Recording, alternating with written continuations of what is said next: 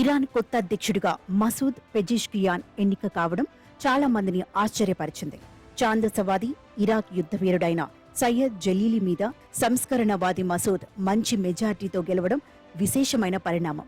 అమెరికాలో ఈ ఏడాది చివర్లో జరగబోయే ఎన్నికల్లో గెలవబోతున్న అధ్యక్షుడితో మళ్లీ అణు ఒప్పందం కుదుర్చుకోవడానికి ఇరాన్ ఇలా ముందుగానే సిద్ధమైందని కొందరు ఉత్సాహంగా వ్యాఖ్యానిస్తున్నారు. బైడెన్ వెనుకంజలో ఉన్నారని అంచనాలున్న స్థితిలో గతంలో ఆ ఒప్పందాన్ని తుత్తునీయులు చేసిన డొనాల్డ్ ట్రంప్ మహాశయుడే తిరిగి అధ్యక్షుడైతేనో అన్న ప్రశ్న ఓ పక్కన ఉండనే ఉంది.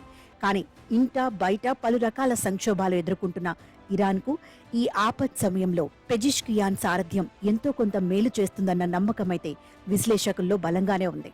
2 దశాబ్దాల క్రితం ఆరోగ్య మంత్రిగా పనిచేసిన ఈయన పోటీలో నిలబడిన మిగతా ఛాందసుల కంటే ప్రజలకు నచ్చాడు.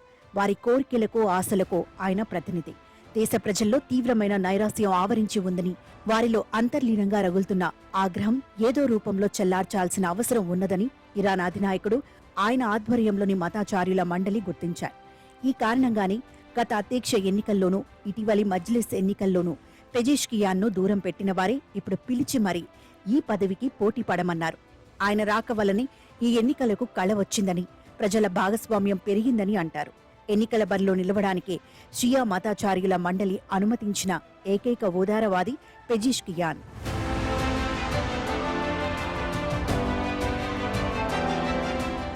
గత అధ్యక్ష ఎన్నికల్లో ఖమేనీ ఆశీస్సులతో దేశాధ్యక్షుడైన ఇబ్రహీం రైసీ తన నిరంకుశత్వంతో, ఛాందసత్వంతో అధిక శాతం ప్రజలకు శత్రువైనాడు.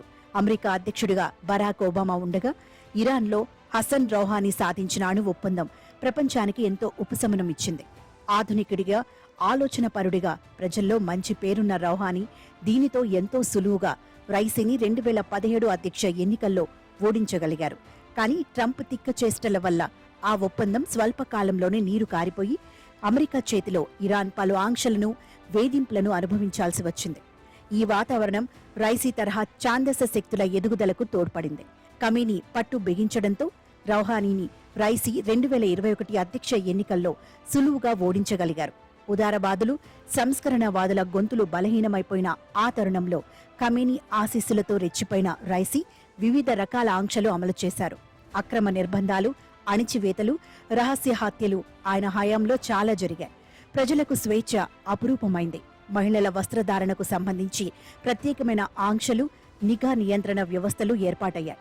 చాదరు వస్త్రాన్ని ధరించినందుకు మెహసా అమీని అనే కుర్దూ యువతిని పోలీసులు తమ కస్టడీలో హతమార్చిన ఘటన దేశాన్ని కుదిపివేసింది. ప్రజల మనసుల్లో పాలకుల పట్ల గూడుగట్టుకుని ఉన్న ఆగ్రహం కట్టలు తెంచుకుంది.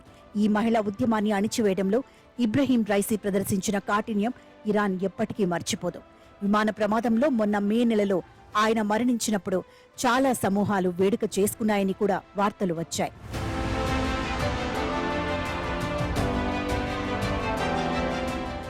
ఛాందసవాది రైసీ స్థానాన్ని సంస్కరణవాది పెజిష్కియాన్ భర్తీ చేయడం ఇరాన్ ప్రజలు, పాలకులు కూడా ఆశిస్తున్న మార్పు. ఆయన తన ఎన్నికల ప్రచారంలో చేసిన వాగ్దానాలన్నీ నెరవేర్చలేకపోవచ్చు, వ్యవస్థలని సమూలంగా ప్రక్షాళించలేకపోవచ్చు. కానీ రైసీ హయాంలో ప్రజలు కోల్పోయిన స్వేచ్ఛని, హక్కులని కొంతమేరకు వారికి తిరిగి ఇవ్వగలిగినా చాలు. విదేశాంగ సహా చాలా విషయాల్లో ఖమేనీ, ఆయన ఆధ్వర్యంలోని సుప్రీం కౌన్సిల్ నిర్ణయాలే చెల్లుబాటవుతాయన్నది అందరికీ తెలిసిన విషయమే.